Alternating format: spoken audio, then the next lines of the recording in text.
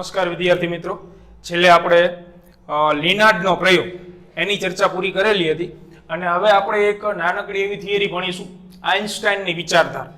એટલે આ બધા જે પ્રયોગો કરેલા હતા એના ઉપરથી આલ્બર્ટ આઇન્સ્ટાઈને કંઈક નવું તથ્ય શોધી કાઢેલું હતું. તો એક વખત ફટાફટ રિવાઇઝ કરી લઈએ મહત્વના શબ્દો અમુક. તો સૌથી પહેલો શબ્દ આ ચેપ્ટરમાં મહત્વનો છે વર્ક ફંક્શન, જેની સંજ્ઞા phi. વર્ક ફંક્શનની વ્યાખ્યા યાદ કરી લો. શું હતી વર્ક ફંક્શનની વ્યાખ્યા? તો કે ધાતુમાંથી મુક્ત ઇલેક્ટ્રોન્સને બહાર કાઢવા માટે આપવી પડતી લઘુત્તમ ઉર્જાને જે તે ધાતુનું શું કહેવાય? વર્ક ફંક્શન કહેવાય. બીજું હતું ફોટો ઇલેક્ટ્રિક અસર. તો આની વ્યાખ્યા હતી કે જ્યારે ધાતુની સ્વચ્છ કરેલી સપાટી ઉપર પૂરતી ઊંચી આવૃત્તિ વાળું તમે વિકિરણ આપાત કરો તો એમાંથી મુક્ત ઇલેક્ટ્રોન્સનું ઉત્સર્જન થાય અને આ અસરને શું કહેવાય? ફોટો ઇલેક્ટ્રિક અસર. એના પછી થ્રેશોલ્ડ આવૃત્તિ, જેની સંજ્ઞા F0. તો થ્રેશોલ્ડ આવૃત્તિની વ્યાખ્યા હતી કે જે લઘુત્તમ આવૃત્તિ વડે ઇલેક્ટ્રોન્સનું ઉત્સર્જન ધાતુમાંથી શક્ય બનતું હોય, કારણ કે બધી આવૃત્તિ માટે ઇલેક્ટ્રોનનું ઉત્સર્જન થઈ શકે નહીં, તે લઘુત્તમ આવૃત્તિને શું કહેવાય? થ્રેશોલ્ડ આવૃત્તિ. અને છેલ્લે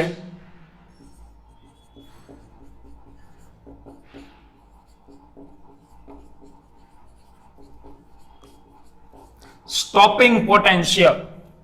આ શબ્દ એટલો જ મહત્વનો હતો. તો સ્ટોપિંગ પોટેન્શિયલની વ્યાખ્યા હતી કે ઉત્સર્જક સપાટીની સાપેક્ષે કલેક્ટર પરના જે લઘુત્તમ ઋણ વિભવ માટે ફોટો ઇલેક્ટ્રિક પ્રવાહ શૂન્ય બનતો હોય તે લઘુત્તમ ઋણ વિભવને શું કહેવાય? Stopping potential. તો આ ચારેય વ્યાખ્યા તમને કડકડાટ આવડતી હોવી જોઈએ. આને લગતું આપણે એક સૂત્ર મેળવી ગયા હતા કે સ્ટોપિંગ પોટેન્શિયલ મેક્સિમમ ગતિ ઉર્જાનો ખ્યાલ આપે, 1/2 mv maximum square equal to EV0. આ વોલ્ટેજ હતા. બરોબર છે? આટલી ચર્ચા આપણે કરી ગયા. એ સિવાય આપણે એક તરંગવાદની નિષ્ફળતા એના કારણોની ચર્ચા કરેલી હતી. તો એમાં મેં તમને 4 શબ્દ વિશે યાદ રાખવાનું કીધું હતું.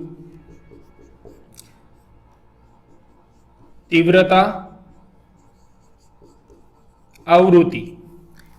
તીવ્રતાને કોની સાથે સંબંધ છે? તો કે I for I, એટલે કે ફોટો ઇલેક્ટ્રિક પ્રવાહ. જ્યારે આવૃત્તિને ઉર્જા અથવા તો સ્ટોપિંગ પોટેન્શિયલ સાથે સંબંધ છે. બરોબર છે? તો આ નિષ્ફળતાના કારણોમાં આપણે જોયું હતું કે તીવ્રતા વધે તો ઉર્જા વધે એવું તરંગવાદ કહેતો. તો આટલી બાબતો આપણે અત્યાર સુધીમાં ડિસ્કસ કરી ગયા ડિટેલમાં. બરોબર છે? હવે થોડુંક આગળ વધીએ આઇન્સ્ટાઈનની વિચારધારા સાથે અને પછી આપણે દાખલાઓની શરૂઆત કરી. તો ફોટો ઇલેક્ટ્રિક અસરમાં આપણે એવું ભણી ગયા કે તમે ધાતુ ઉપર અથવા તો ધાતુની સપાટી ઉપર વિકિરણ આપાત કરો તો ઇલેક્ટ્રોનનું ઉત્સર્જન શક્ય બને. હવે ઇલેક્ટ્રોનનું ઉત્સર્જન શક્ય બનાવવા માટે ઇલેક્ટ્રોનને તમે ઇનડાયરેક્ટલી ઉર્જા પૂરી પાડો છો. બરોબર? દાખલા તરીકે આ ધાતુની સપાટી છે તો આમાં ઇલેક્ટ્રોન્સ રહેલા હોય, એને તમારે બહાર કાઢવા આવે તો આપણે એના ઉપર ઉર્જા આપાત કરવી પડે. ને આપણે ઉર્જા શેના સ્વરૂપે આપાત કરીએ છીએ? પ્રકાશ અથવા તો વિકિરણ સ્વરૂપે. એનો મિનિંગ એવો થયો કે પ્રકાશના તરંગ પાસે કંઈક ઉર્જા હોવી જોઈએ અને આ ઉર્જાનું ઇલેક્ટ્રોન જે છે એ શોષણ કરે અને જ્યારે ધાતુના વર્ક ફંક્શન જેટલી ઉર્જાનું શોષણ કરી લે પછી જ ઇલેક્ટ્રોનનું શું થાય? ઉત્સર્જન થાય.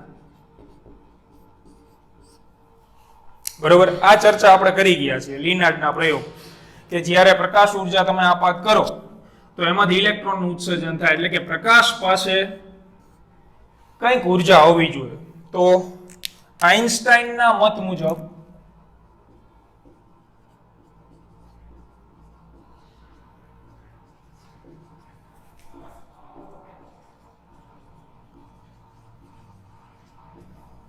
પ્રકાશ અથવા તો તમે એને કહી શકો કે કોઈ વિકિરણ એ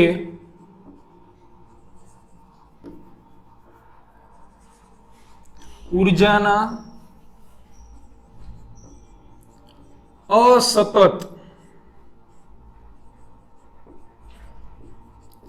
એકમોનું બનેલું હોય છે.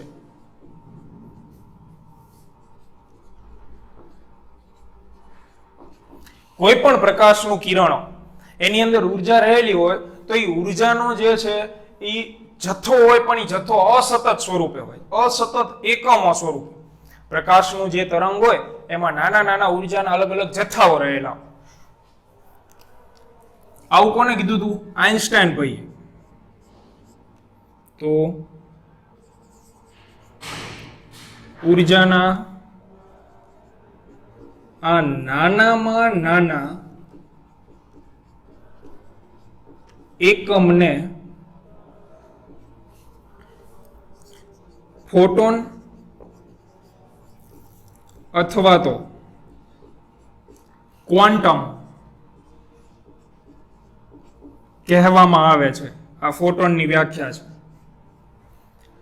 અસતત ઉર્જાના પડીકા સ્વરૂપે હોય. પડીકા સ્વરૂપે શબ્દ પકડો. જો તમે ચોપડીમાં અથવા અમુક મટીરિયલની અંદર છે ને, અહીંયા આવો શબ્દ વાપરેલો હશે. કારણ કે એકમ એટલે અમુક પાછા એકમ કયા પકડી લે ખબર છે ને? એસઆઈ એકમ ને સીજીએસ એના સંદર્ભમાં નથી. એકમ એટલે ધેટ મીન્સ નાનકડા એવા પડીકા સ્વરૂપે હોય. ઉર્જાના શું હોય? અસતત જથ્થા, નાના નાના જથ્થા હોય. દરેક જથ્થાનો જે સાઇઝ છે એ અલગ અલગ હોય. અમુક જથ્થો મોટો હોય, અમુક જથ્થો નાનો હોય. ટૂંકમાં અસતત એકમ હોય. અને આ નાનામાં નાનો એકમ જે છે અથવા નાનામાં નાનું પડીકું છે એને નામ આપેલું છે ફોટોન અથવા તો ક્વોન્ટમ. એના કરતા નાનું પડીકું અથવા નાનો ઉર્જાનો જથ્થો શક્ય બની શકે નહીં. જેની ઉર્જા એટલે કે આ નાનામાં નાના પડીકાની ઉર્જા શું હોય? E = hf.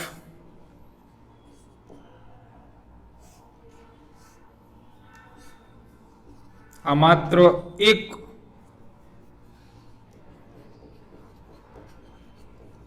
ફોટોનની ઉર્જા છે અથવા એક પડીકાની ઉર્જા થઈ hf. બરોબર. આમાં f એટલે આપાત પ્રકાશની આવૃત્તિ.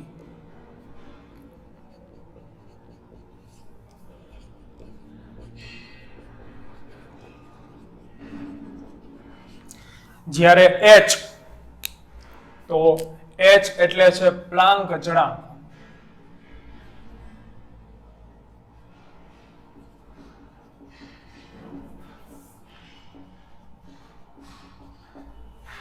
હવે અચળાંક આવે તો તમે સમજી શકો કઈ કઈ માહિતી અચળાંક સાથે સંકળાયેલી હોય.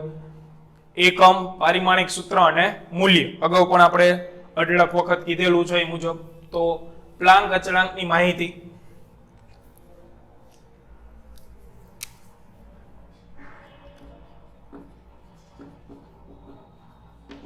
તો પ્લાન્ક અચળાંકનો એસઆઈ એકમ. તો આમાંથી તમે h ને કરતા બનાવી દો એટલે h બરાબર E/f એટલે કે ઉર્જાના છેદમાં આવૃત્તિ.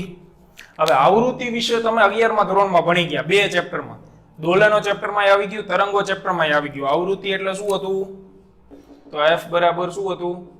1/t અથવા t બરાબર 1/f. 1/સેકન્ડ, સેકન્ડ ઇનવર્સ અથવા તમે હર્ટ્ઝ પણ લખી શકો આવૃત્તિને. બરોબર છે. એટલે અહીંયા આપણે એકમ મૂકીએ તો એકમ થશે જૂલ છેદમાં સેકન્ડ ઇનવર્સ. આવૃત્તિનો એકમ શું હોય? પ્રતિ સેકન્ડ. આપણે લખતા હતા ને કે 1 સેકન્ડમાં પૂર્ણ થતા દોલનની સંખ્યાને આવૃત્તિ કહેવાય, 1 સેકન્ડમાં પૂર્ણ થતા તરંગોની સંખ્યાને આવૃત્તિ કહેવાય. એટલે પ્રતિ સેકન્ડ અહીંયા તમે લખો છો આવૃત્તિ. જો એ સેકન્ડ ઉપરની સાઈડ જતું રહે તો જૂલ ઇન્ટુ સેકન્ડ. આ MCQ માં પૂછાઈ ગયેલી વસ્તુ. કે પ્લાન્ક અચળાંકનો એકમ નીચેનામાંથી શું હોઈ શકે? તો જૂલ ઇન્ટુ સેકન્ડ. હર્ટ્ઝના સ્વરૂપમાં પણ તમે લખી શકો, જૂલ પ્રતિ હર્ટ્ઝ. પારિમાણિક સૂત્ર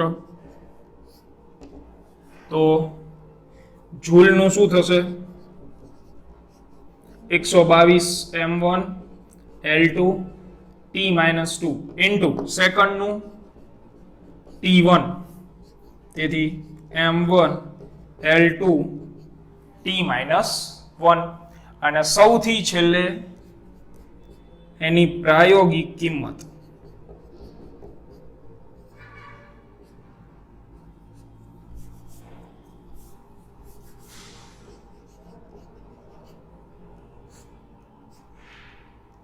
તો પ્રાયોગિક મૂલ્ય છે, યાદ રાખજો, 6.625 10⁻³ જૂલ ઇન્ટુ સેકન્ડ.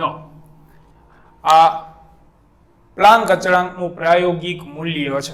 તો આટલી બાબતો બરોબર. આઈન્સ્ટાઈને માત્ર એટલી જ વસ્તુ આપણને સૂચવેલી હતી કે જે પણ પ્રકાશનું કિરણ છે એ અસતત ઉર્જાના જથ્થા સ્વરૂપે બનેલું હોય. એમાં અમુક જગ્યાએ ઉર્જાનો જથ્થો વધારે હોય, અમુક જગ્યાએ ઓછો.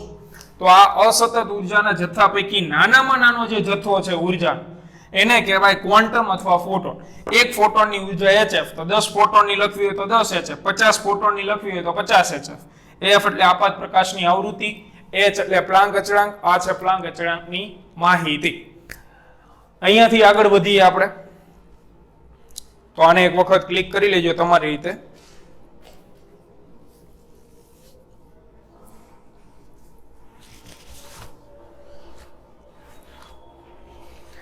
અને હવે આગળ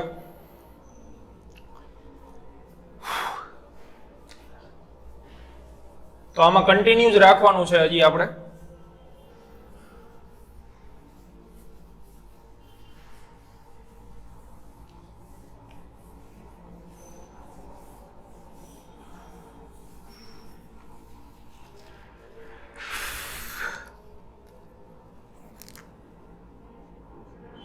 તો આઇન્સ્ટાઈનની વિચારધારા મુજબ કોઈ ધાતુની સપાટી પર F આવૃત્તિ વાળું વિકિરણ આપાત કરતા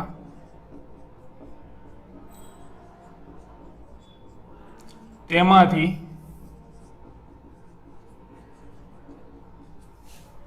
ઉત્સર્જિત થતા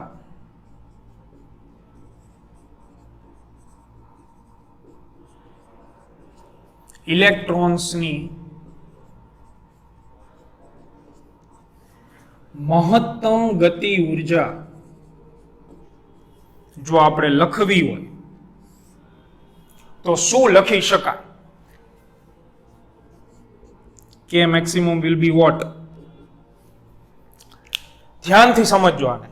આ તમારે સ્વીકારવાનું જ છે, દાખલાઓમાંનો ઉપયોગ આવવાનો જ છે. આપણે કે કોઈ ધાતુની સપાટી છે આપણી પાસે, ધારો કે આ ધાતુ છે.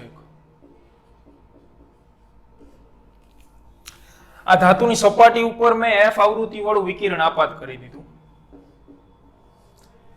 એટલે ઉર્જાનો કેટલો જથ્થો આપણે આપાત કરેલો ગણાય? F આવૃત્તિ વાળું વિકિરણ એટલે એને અનુરૂપ HF આવૃત્તિ આપણે આપાત કરી, બરોબર છે? એટલે કે HF ઉર્જા આપાત કરી દીધી, આટલી ઉર્જા આપાત કરેલી છે. હવે આમાંથી ઇલેક્ટ્રોનનું ઉત્સર્જન થયું. ઇલેક્ટ્રોન સીધો ઉત્સર્જિત થઈ શકે? તો શક્ય જ નથી. આ ઇલેક્ટ્રોને આ ઉર્જાનું શોષણ કરવું પડે. હવે એ ક્યારે ઉત્સર્જિત થાય? કે જ્યારે ઇલેક્ટ્રોન આ ધાતુના વર્ક ફંક્શન જેટલી ઉર્જા પ્રાપ્ત કરી લે ને તો જ. ઓછામાં ઓછી વર્ક ફંક્શન જેટલી ઉર્જા એને શોષણ કરવી પડે તો જ એનું ઉત્સર્જન થાય. અને બહાર નીકળે એટલે બાકીની વધેલી ઘટેલી ઉર્જા એની સાથે જોડાયેલી હોય. તો આંકડાકીય માહિતી સ્વરૂપે લઈ એટલે વધારે ખબર પડશે. ધારો કે મેં 50 જૂલ ઉર્જા આપાત કરેલી છે. આ ધાતુ જે છે એમાંથી બહાર નીકળવા માટે ઇલેક્ટ્રોનને જરૂરી ઉર્જા ધારો કે 10 જૂલ જેટલી છે, એટલે કે 10 જૂલ જેટલી ઉર્જા તમારે મિનિમમ આપાત કરવી જ પડે. એના કરતા ઓછી ઉર્જા જો હું આપાત કરું તો ઇલેક્ટ્રોન બહાર નીકળી શકે નહીં. હવે હું આટલી ઉર્જા આપાત કરું છું તો બહાર નીકળતા ઇલેક્ટ્રોન પાસે કેટલી ઉર્જા વધે? તો કે 10 જૂલ તો એને શું કરી લીધી હશે? શોષણ. તો જ ઈ બહાર નીકળે, અને બહાર નીકળે એટલે એની પાસે કેટલી ઉર્જા વધેલી હોય? 40 જૂલ. કારણ તો એને 50 જૂલ ઉર્જાનું શોષણ કર્યું, પણ એમાંથી 10 જૂલ ઉર્જા વર્ક ફંક્શન વિરુદ્ધ વપરાઈ ગઈ, એટલે બહાર નીકળે એટલે વધેલી ઘટેલી ઉર્જા સાથે બહાર નીકળે. બરોબર છે? આને તમે વ્યવહારિક ઉદાહરણ સાથે સરખાવી શકો. ઘણા બધા વ્યવહારિક ઉદાહરણ શક્ય બને. દાખલા તરીકે તમે અહીંયાથી અમદાવાદ જાઓ છો, એક કોઈ પણ વ્યક્તિ છે, એને જવું છે સુરેન્દ્રનગરથી અમદાવાદ. હવે એની પાસે 500 રૂપિયા ખીચામાં પડેલા છે. હવે સુરેન્દ્રનગરથી અમદાવાદ જવા માટે બસમાં બેસે તો એના ભાડું જે છે એ ખર્ચવું પડે, એટલે 100 રૂપિયા ભાડું એને ખર્ચી નાખ્યું. તો જ્યારે એ અમદાવાદ ઉતરે એટલે એની પાસે કેટલા રૂપિયા વધેલા હોય? તો 500 માંથી 100 તો વપરાઈ ગયા, એટલે કેટલા વધેલા હોય? 400 રૂપિયા. આવી જ વાત કંઈક અહીંયા છે, જો કમ્પેર કરી શકો તમે. ઇલેક્ટ્રોનને અહીંયાથી બહાર નીકળવું છે, પણ એમ નામ તો કઈ બહાર નીકળવાનો નથી. વ્યક્તિને સુરેન્દ્રનગરથી અમદાવાદ જવું છે, પણ મફતમાં તો જઈ શકવાનો છે નહીં. બરોબર? એટલે એને મિનિમમ કેટલા રૂપિયા ચૂકવવા પડશે? 100 રૂપિયા. અહીંયા ઇલેક્ટ્રોનને બહાર નીકળવા માટે મિનિમમ કેટલી ઉર્જાની જરૂર છે? 10 જૂલની. આપાત ઉર્જા 50 જૂલ, એની પાસે પડેલા છે 500. બરોબર? તો બહાર નીકળે એટલે કેટલા વધ્યા? 40 જૂલ વધ્યા. અહીંયા જ્યારે અમદાવાદ પહોંચ્યો આપણે ત્યારે એની પાસે કેટલા રૂપિયા વધેલા છે? 400 રૂપિયા. તો આ જે 40 જૂલ છે એને તમારે ગાણિતિક સ્વરૂપે લખવું હોય શું લખી શકાય? 40 જવાબ ક્યારે આવ્યો? તો કે 50 માંથી 10 બાદ કરી દીધું ત્યારે 50 માઇનસ 10. તો આને હવે તમે લખી શકો કે બહાર નીકળતા ઇલેક્ટ્રોનની ઉર્જા 40 જૂલ એટલે શું છે? બહાર નીકળતા ઇલેક્ટ્રોનની ઉર્જા એ કેટલી છે? તો કે આપાત ઉર્જા માઇનસ વર્ક ફંક્શન. આપાત ઉર્જા એટલે કે 50 joule minus work function equal to ઉત્સર્જિત થતા ઇલેક્ટ્રોનની ઉર્જા. આટલું તમે કેલ્ક્યુલેટ કરી શકો. તો આ ઉદાહરણ ઉપરથી અહીંયા લખી શકાય કે ઉત્સર્જિત ઇલેક્ટ્રોનની મહત્તમ ગતિ ઉર્જા કેટલી ગણાય? તો કે આપાત ઉર્જા માઇનસ વર્ક ફંક્શન. તો આપાત ઉર્જા કેટલી હતી? HF જેટલી, એટલે K મેક્સિમમ ઇક્વલ ટુ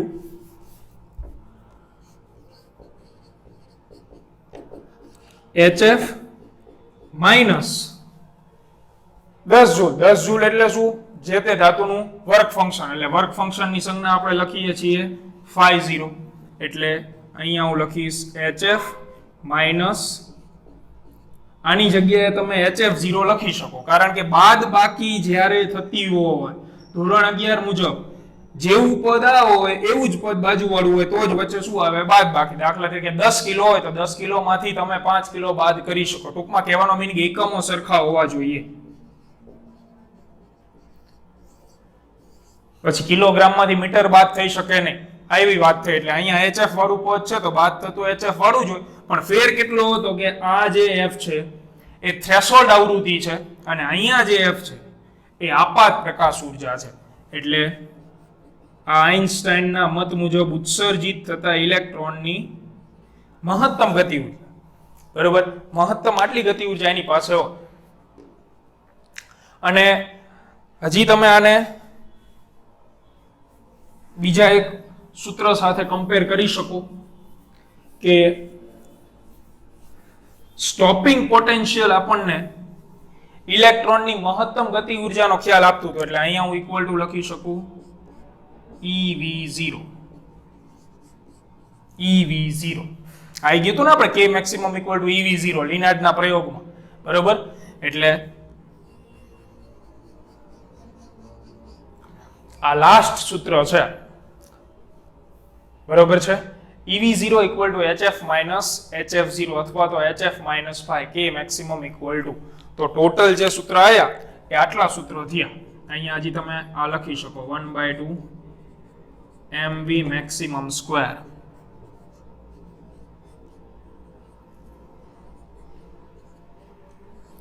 આ એક જ લાઈનમાં બધા સૂત્ર આવી ગયા, હિસ્ટ્રી બધી, દરેકે દરેક બાબત.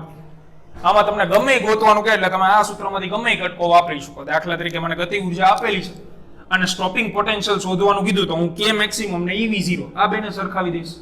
પછી મને સ્ટોપિંગ પોટેન્શિયલ આપેલું છે ને વેગ શોધવાનો કીધો, આ પદ અને આવડું આ પદ, આ બેને સરખાવી દેશો. પછી તમને ધારો કે આપાત પ્રકાશની આવૃત્તિ શોધવાની કીધી અને સ્ટોપિંગ પોટેન્શિયલ આપેલું છે, એટલે આવડું આ અને આપાત પ્રકાશની આવૃત્તિ લે છે, તો આ બેને સરખાવી દેશો. એટલે જરૂર પડે એ પ્રમાણે તમારે કટકા સરખાવવાના થશે. તમારે આ સિમ્પલ એક આખી લાઈન યાદ રાખવાની રહેશે. બરોબર છે. અહીંયાથી બીજી એક માહિતી એમસીક્યુ માટે.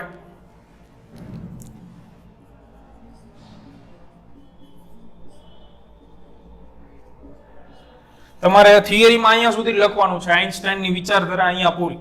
બરોબર. એમસીક્યુ માટે શું છે, તો આ બે કટકાને આપણે સરખાવીએ.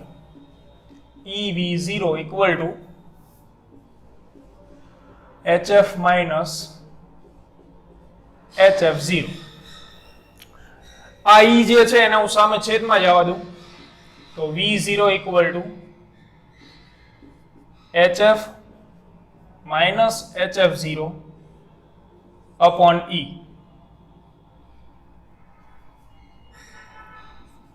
એક એક ના છેદમાં e મૂકી દો, h by e f minus h by e f0. તો આ સમીકરણને તમે y બરાબર mx plus c એટલે કે રેખાનું સમીકરણ સાથે સરખાવો તો શું જોવા મળે કે y વિરુદ્ધ x નો આલેખ હોય ત્યારે ઢાળ m જેટલો, તો અહીંયા y ની જગ્યાએ શું છે v0, વિરુદ્ધ x ની જગ્યાએ શું છે f. તો v0 વિરુદ્ધ f ના આલેખનો ઢાળ m ઇક્વલ ટુ x નો સહગુણક, x નો સહગુણક એટલે f નો સહગુણક h by e જેટલો મળે. That is very important because ગોખણ પટ્ટી not giving mark. અહીંયા ધ્યાન એ રીતે આપવાનું, અમુક વખતે એક્ઝામમાં ને ઊંધું કરી નાખે. f વિરુદ્ધ v0 એટલે કે આવૃત્તિ વિરુદ્ધ સ્ટોપિંગ પોટેન્શિયલના આલેખનો ગ્રાફ, એનો ઢાળ કેટલો હોય ગ્રાફનો, તો ઈ થઈ જશે ઊંધું e by h, h by e ની જગ્યાએ. એના સિવાય હજી પણ એક આવે કે આ e અહીંયા ને અહીંયા રહે, એટલે કે ev0 વિરુદ્ધ f, ev0 વિરુદ્ધ f એનો ઢાળ કેટલો, તો ev0 વિરુદ્ધ f નો ઢાળ કેટલો થાય h જેટલો. બરોબર. અને c નું મૂલ્ય એટલે કે આંતરછેદ, આંતરછેદ કેટલો મળે આપણને આટલું. ઈ જનરલી પૂછાતું નથી, ઢાળ અત્યંત મહત્વનો એમસીક્યુ માટે. તો આટલી બાબત આપણે અહીંયા કમ્પ્લીટ પૂર્ણ કરી દઈએ. બરોબર. હવે બે નાની નાની વ્યાખ્યા ભણી લઈએ અને પછી આપણે દાખલાઓ ગણીશું. આ જે નાની નાની બે વ્યાખ્યાઓ છે એનો ઉપયોગ આપણે દાખલાઓમાં કરીશું.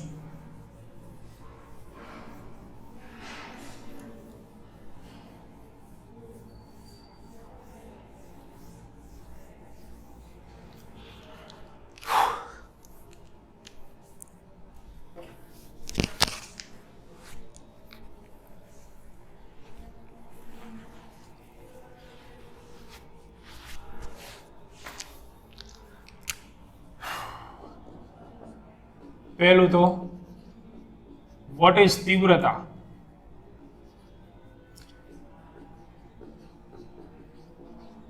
intensity.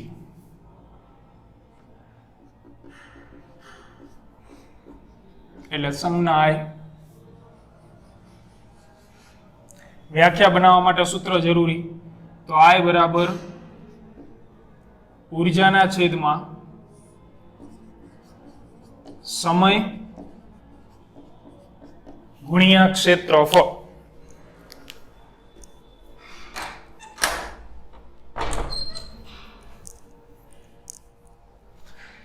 બરોબર છે. એટલે આની વ્યાખ્યા હવે તમે સમજી શકો કે એકમ સમયમાં એકમ ક્ષેત્રફળ દીઠ આપાત થતી ઉર્જાને એકમ સમયમાં એકમ ક્ષેત્રફળ દીઠ આપાત થતી ઉર્જાને શું કહેવાય? તીવ્રતા કહી શકાય. હવે આપણને ખબર છે કે જે આપાત થતી ઉર્જા છે એ અસતત ઉર્જાના પડીકા સ્વરૂપે છે. તો ધારો કે n પડીકા અંદર રહેલા છે. પડીકા ધેટ મીન્સ ફોટોનની સંખ્યા. તો પછી તમે અહીંયા લખી શકશો એક ફોટોનની ઉર્જા hf હોય n ફોટોનની nhf છેદમાં a * p, જ્યાં n કોણ છે તો કે ફોટોન્સની સંખ્યા. તો આ જે છે એ તીવ્રતાનું સૂત્ર થયું જે આપણે દાખલામાં ઉપયોગ કરીશું. હવે એકમની એની હું ચર્ચા જાજી કરતો નથી. જૂલ પ્રતિ સેકન્ડ ઇન્ટુ મીટર સ્ક્વેર આવો એકમ થાય. બરોબર. તો આનો એકમ ને પારિમાણિક સૂત્ર તમે જાતે ડિસાઈડ કરી લેજો, આ આવડી જાય. અને એના પછી નાનકડું એવું બીજું એક પાવર સંજ્ઞા કેપિટલ P. તો પાવરની વ્યાખ્યા બનાવવા માટે P =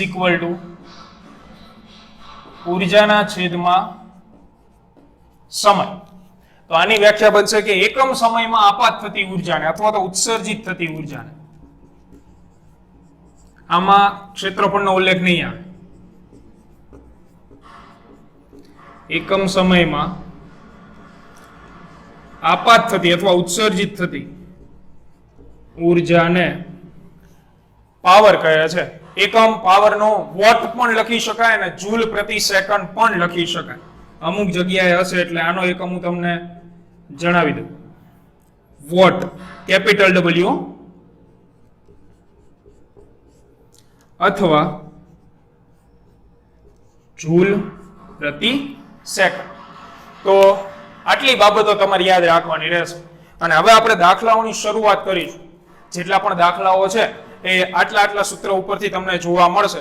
તો દરેક વ્યાખ્યા સૂત્ર બહુ ડિટેલથી વાંચી લેવું, સમજી લેવું. Theory portion point of view અહીંયા સુધીનું ચેપ્ટર મહત્વનું છે. લાસ્ટમાં થોડીક 2-3 થિયરી આવશે પણ એ નાની થિયરી હશે. એક પ્રયોગ એક આવશે ડેવિસન ગરમર, એ એક મહત્વનો રહેશે. પણ એ હજી વાર છે. આપણે ત્યાં સુધી આના જે દાખલાઓ છે NCERT ની બુક એ આપણે સોલ્વ કરીશું. અને હવે દાખલાનો પોર્શન જ વધારે આવશે. એટલે નેક્સ્ટ ટાઈમ જ્યારે મળીએ તો ત્યારે તમે એક વખત બધા સૂત્ર જે છે એ પાકા કરી નાખજો. એટલે દાખલાઓ બહુ ઓટોમેટિક તમને આવડી જશે. બરોબર છે? તો સી યુ નેક્સ્ટ ટાઈમ.